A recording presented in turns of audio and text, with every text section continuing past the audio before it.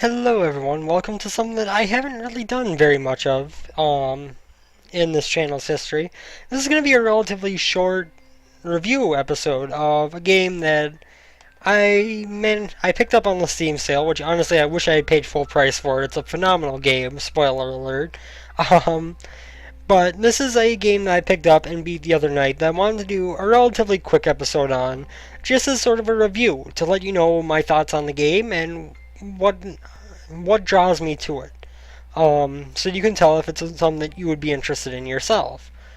Essentially, this is going to be pretty short, not just because it's only a review, but because this is a very story-focused game, which to see too much of while you're just watching it would kind of lessen the effect of it. Honestly, if you play through yourself, it is a much different experience than if you are just watching someone play. So this is a review of Thomas Was Alone, a game by, uh, a game by Mike Bithell, which is, sorry, I just need to correct something on OBS here that I didn't notice. If I can find my mouse pointer, which there it is, and there we go. Okay.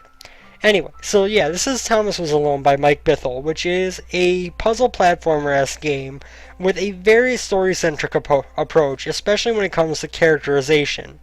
And we're going to jump into the very first level here, which will be 0.1 Spawn. And we're going to jump in, and I'm going to quiet up a bit so you can hear the sound design and the narration. The program was a failure. People forget this. It was a massive flop. The coder started adding name strings to the AIs as a joke. Thomas AT23612 wasn't special. It was just the right AI at the right time.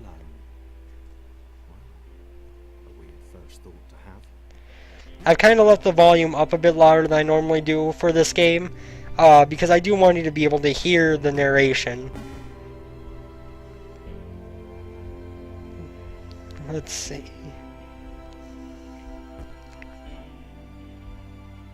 So the point of this game throughout the whole run-through is to get all of these little characters. This one is Thomas, who is represented by this red rectangle. You want to get them all down to the little portal that we saw at the end of the last level. As you go on, you're going to get more and more characters with more and more different abilities. More and more characters with more and more different abilities. Oop. Alone thing. 2. Portals. They led somewhere. He'd yet to work out where. 3. Falling. Thomas was absolutely fantastic at falling. He was almost as good at falling as he was at observing. Okay, so I'm going to probably talk over the narration from here on out, simply for the fact of making sure that I can keep talking, because there is a lot of it in the game. So, Thomas Was Alone is a game based on the characterization of this AI, among others you'll meet as you go along, each of whom have different special abilities, each of whom have things that they are better at than other characters. Sorry, I know I'm kind of moving through that kind of stuff fast, but like I said, I don't want to spoil the story too much here.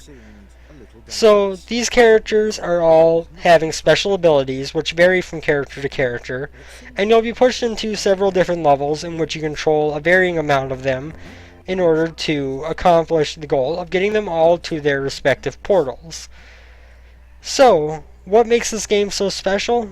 First of all, the puzzles are well designed. There's one that I want to show off that's one of the harder levels. Actually, I don't know. I don't know if it's the one I'm thinking it is, but there wasn't really any way to know. He seemed to be moving predominantly up and to the right, which might or might not. Up and to the right. Video game trope number 1. So, yeah, essentially this is a very story-based game, but the puzzle design in it is also quite good. It is very much fun to play through. It is very enjoyable. The situations vary themselves enough, and the characters have different enough abilities as you go on, that it is very much worth playing from a gameplay standpoint. But that's not what sets Thomas Was Alone apart. What sets Thomas Was Alone apart is the storytelling and the character creation. all the characters are represented by various different rectangular shapes. Squares, rectangles, whatever the case may be. They are all represented by these rectangular shapes. 4. Water. Not good. To be avoided. Water is in fact not good. But, yeah, so this is all about the characters. That's what drives this game. That's what sets this game apart from a good puzzle platformer to one of my favorite games of the year so far. Essentially, what this is I don't want to spoil too much of the story, but it's essentially the story of emergent AI. You're going to have two different types of perspective on this. Each time you shift to the next level, you're going to get a little quip from someone outside of the storyline, which is going to be in the form of the little bit we saw. Let's go ahead and do that. Which is going to be in the form of the little bit that we saw at the start of this world, which is a little quote that I was reading from various different people or things outside of the storyline. There was the mental list to consider. And what this means is that there's going to be kind of a dual timing approach to telling the story. The gameplay is happening in the past tense, as if to show you the story that's being described in the quotes that appear that are from the present between levels, which we'll be getting another one of here. There are 10 levels per world. I submitted hundreds of bug reports. I told that idiot this would happen. Overlapping scripts. More than one AI was bound to be spawned into an environment at some point. Turns out I missed the point. That little error changed everything. So this is our second character here. This is Christopher, who has himself as a smaller square, which allows him to enter into places that Thomas wouldn't be able to fit. But it also allows him, but he also can't jump as high. Where Thomas can easily leap above this little ramp here, Chris can only jump up to the top of it. And now we start to see that you're going to have multiple characters put together in place. Sorry, I got the hiccup suddenly. Chris had been doing fine. So the big thing here is that the main part of the story, the part that is definitely the most important to the story, is the part told by narration throughout the levels that you're playing. This is where the characters come to life. You know, there's a couple lines of narration per level, and yet somehow it's enough that by the end of the game you really feel like these AIs are something real, like they have a real story behind them, not just tacked on words. Which, for something that looks so simple about a bunch of varying colors of rectangles jumping across environments, to see a story that blends itself so well and that has consistently progressing levels of characterization that really make you feel like these characters are important is something to be said. There aren't many games that are able to pull it off quite as well as Thomas Was Alone does. So here we're going to see Chris's special ability, which is slide down there, and then he can come up here, help him up. He can't jump up there, so now you need to leave room for Thomas so that Chris can jump up here. But yeah, you know, you don't necessarily see games that have such great characterization of its characters quite so often. From start to finish, the characters drive the game, and there was never a point where I felt like they weren't progressing, like there wasn't something great about them. And as the story progresses, as things get crazier, you start to run into situations where it becomes important to recognize that. If you don't pay attention to the characters, the story won't be nearly as meaningful as it is when you pay full attention to them. Because the story wouldn't be very much without great character design. That's not a knock against the story itself, because the story itself is good. It's actually a praise of the character design, which allows it where without the characters, the story that is there wouldn't seem nearly as good as it does as is. So let's see, this is 1.5. So we can press this switch. We're going to move this over here. hands together. Slide him on there. Fellowship of Quadrilaterals on a quest for greatness. And each of these characters also has very unique personalities.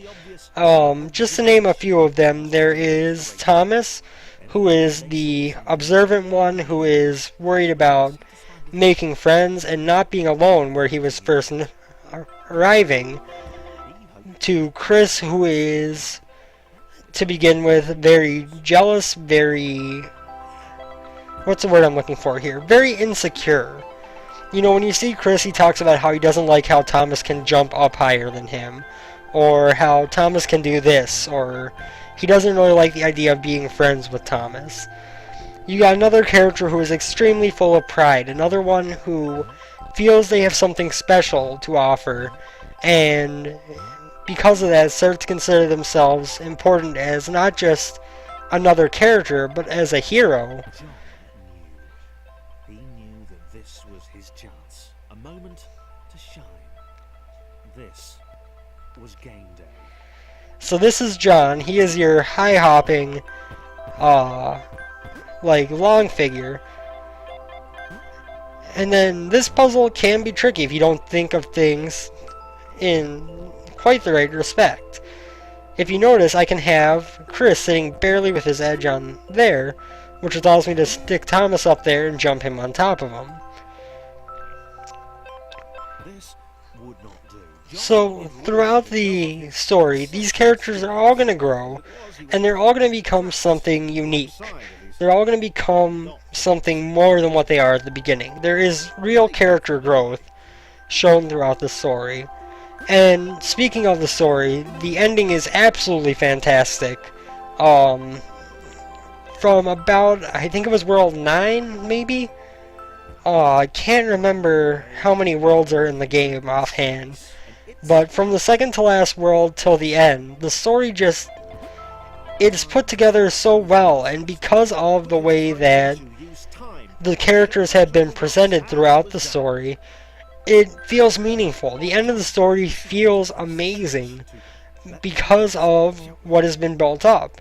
And that's not to say what happens at the ending, because I don't want to spoil anything, but it is to say that by the time you get there and you see what has been built up to, and what is about to happen, what does happen, once you see how this game ends, you're really going to have a moment where you feel like this whole story was perfect, you know what I mean? Because that happens with a lot of games, where throughout the story you're thinking, well, where is this going? Where is this going? And these characters are getting more developed, and then you hit the end game and you suddenly realize where everything was going, and everything just fits together so perfectly and so wonderfully that it makes the game almost impeccably good. That's not to say that, you know, there are no frustrating areas. There were a couple puzzles where I felt like just some little mechanics would be somewhat confusing. You know, if you were moving a little bit when you tried to jump, it wouldn't count as a jump. So in some levels you're trying to float on water, and if your character in the water is bouncing and then you try to jump, you aren't going to be able to make the jump because you're counted as jumping already. So this isn't really something that's necessary. So that's not really a big problem, obviously. But that's just to say, the game does have its little quirks here and there. But once you get used to them, they aren't really annoying. And they really don't come up all that much. There were only a couple levels I felt like I got stuck on a couple times because of just a little bit of that feeling of... wow, I'm saying of a lot. What I'm going for here is that there are only a couple levels where I ever had a moment where it was that I noticed, you know, in a water level that I was having trouble making a jump sometimes or something like that. Those are very few and far between. It's definitely not enough to detract from the game experience. It's not enough that it gets frustrating. It's just kind of to say that, you know, if you run into something, it's not necessarily the end of the world. There's nothing that's really there is nothing game-breaking, nothing that is overly painful to deal with in the game. And I think I messed this up already, by the way, because I really need John down here. So yeah, it does have its little glitches here and there, but nothing major, nothing game-breaking, nothing that causes you to want to quit the game or anything.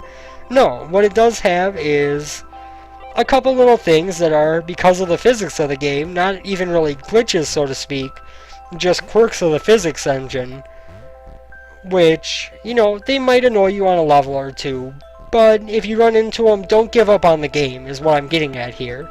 Because the game is so well put together that, even if it frustrates you a little bit when you try to make a jump and you have to do part of a puzzle over again because you didn't make it, you're still gonna find a lot to enjoy in Thomas Was Alone. That is almost impossible to disagree with, because the game really does hold its own in pretty much every respect. Whoops, I still needed John down here.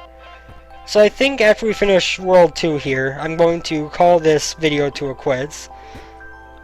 So the message to take home from this. Yes, you'll run into a couple quirks if you play through the game. Not bad ones, not ones that are painful to the experience.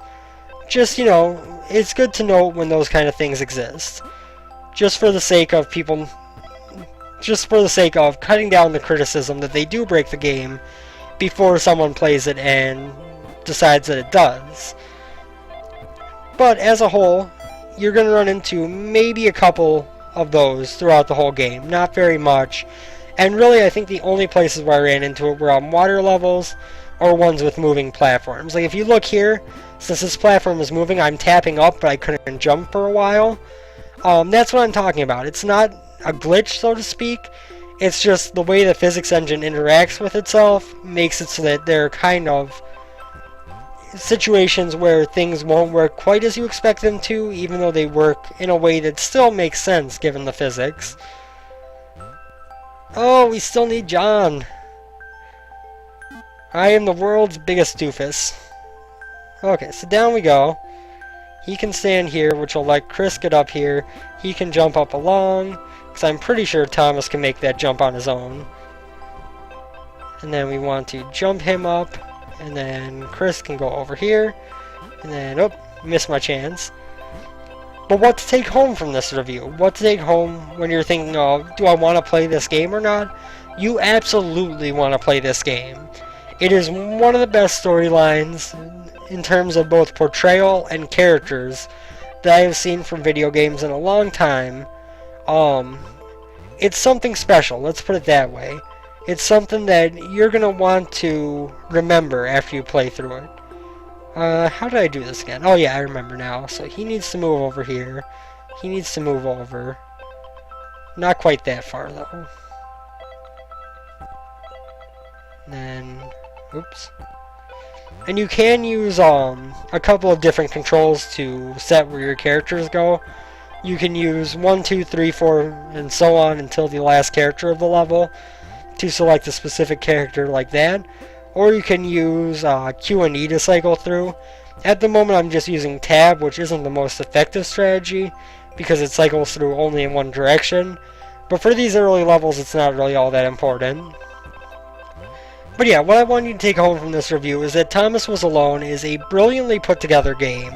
A brilliantly written game that has a storyline that I know that I will be remembering for quite some time. It has characters that, although they're just portrayed by little rectangles, somehow do manage to feel like they are important, like they're real. And that's saying a lot for a game. You don't get that all that often. And for a game to have that kind of characterization is always something that I love to see, because character-driven games make for a very good... How do I do this again? So you need to get him up here. And then... I know what I do. I put him down here. And since he's up here, he can jump there and there. Perfect. And then we'll do... Thomas, I think, can just jump up here, yeah. But yeah, it's a game that is going to have an impact on you in terms of the story. It's something that's going to make you want to keep playing. It's something that's going to make you fall in love with these characters and care what happens to them and care about getting to the end of the story for the sake of seeing what happens to the characters. And this is the important thing. This is still as I said, this is what sets the game apart from other games, is this feeling of, let me just real quick make this jump here, is this feeling that these characters are something more than just some rectangles on a screen. These are characters that you actually care about and that grow and change throughout the story. And how do I put it? For every bit that the puzzling in Thomas Was Alone is very good, the story gives it an extra point. That's a great way to put it. The puzzles themselves are well put together. They're usually pretty intuitive. You're not going to have too much trouble figuring out what to do. You know what? Why am I doing this hard way when I can just do this? I can bring Thomas down here. I can bring Chris over. Jump him on here, him on here, him on here. And boom. Suddenly we're good to go. They were there to extend John's reach. So yeah, this is something that you want to know that... So yeah, this is something that you want to know going in, is that this is a game that has very good puzzle design, is very well put together, very consistent, very much a polished experience. Let's see what the little quote here is. The initial group possessed simple variations in size and strength. More complex configurations were inevitable. As the era spread, these variations became increasingly extreme.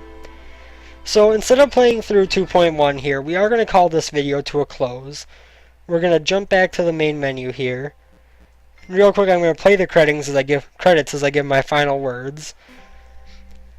So what Thomas Is Alone is a wonderfully put together game with a storyline that is extremely well written and really draws you in, makes you care for the characters. As simple as the game looks, being a series of rectangles jumping through puzzles, the storyline really sets it apart. Where the puzzling is good, the characters are incredible. You want to know what happens to Thomas, you want to know what happens to John, and to the character who is just appearing at the end there, Claire, and to Chris. You want to know what happens to all of them, and anytime something is going on that leaves you uncertain, you really do care about where these characters have gone, what's going to happen to them, and how they're going to end up making a difference in the game. So my recommendation for this game is definitely go out and buy it and give it a shot. If you enjoy story-based games, you are going to like Thomas Was Alone. It is a game that gives you a full feeling of connection. It is a game that draws you into its world in a way that very few do. And most importantly, it's a game that is... How do I put this last part? It is a game that is very much put together on the idea that a game doesn't need crazy graphics or anything like that. It can look great and have a phenomenal story, and that's more than enough to make a great game. It doesn't have to look like it's, a real person for a character to feel real. A little square named Thomas can feel just as real as any character you see in any AAA game. And it's really great to see that in any game, nonetheless an indie game. I am very much someone who enjoys a good story-based game, enjoys a game where the story is a key component, and that's what it is in Thomas Was Alone. So my final word, I don't give out review scores. I feel like putting a number on things just dilutes an opinion. It gives people an excuse to say that, if an 8 on one person's scale is phenomenal, but an 8 on another person's scale is, it's not bad, then you give it an 8 and someone else interprets it as, instead of as, this is an awesome game. So it is very much something that I don't want to do. So what I will say instead is I'm going to give you my thoughts. And my thoughts are that Thomas Was Alone is worth every penny. If I had known what I was getting into in full when I purchased the game during the Steam sale, I would have gladly waited to pay full price instead of purchasing at the discount. Simply because this is a game that deserves every penny. Mike Bithell, who I've seen around on various streams I follow, is an awesome guy. He's put together an awesome game, and quite frankly, if you haven't played this game yet, go out and try it. You're going to be getting yourself into what is, in my opinion, one of the best games of 2013. Um, Definitely one of my favorite storylines in a game, and that's saying a lot. It is only a few hours long. You're looking at, I think it took me like 3 or 4 hours to get through the first time, but I do want to go back and play through some of the levels again, if not the whole story, for the sake of rehearing and re-experiencing the story. And, there are certain things where a value proposition comes into question. And in this one, I feel like the storyline combined with the gameplay is more than enough to give me a reason to keep playing this game again, and more than enough for me to recommend it. So I will be putting a link to this game's Steam page in the video description, as well as I will also link to Mike Bithel's Twitter if you're interested in following him there. And as a whole, thank you for coming out. This went on far longer than I expected it to, mostly because I can't shut up about this game. It's hard to stop talking about something you really enjoy, and this is the case here. What I expected to be a 10 to 15 minute review turned into an almost 30-minute let's look at type of situation. I'm okay with that. I talked over a lot of the narration. The narration is what really drives the story. So when you play it on yourself, make sure that you are paying attention in those early levels that you saw me play, because you still want to hear what the narrator has to say and still want to hear everything that's going on. So for now, that will be the end of this video. I thank you all for watching my first formal review, and I hope you enjoyed it. As always, I appreciate any kind of support, and I appreciate any kind of comments telling me how you think I'm doing, especially. I will do my best. Well, I will definitely respond to every comment unless it is straight up trolling. So there's that. But yeah, for now, thank you all for watching, and I will see you on the next episode of whatever comes next. Bye, guys.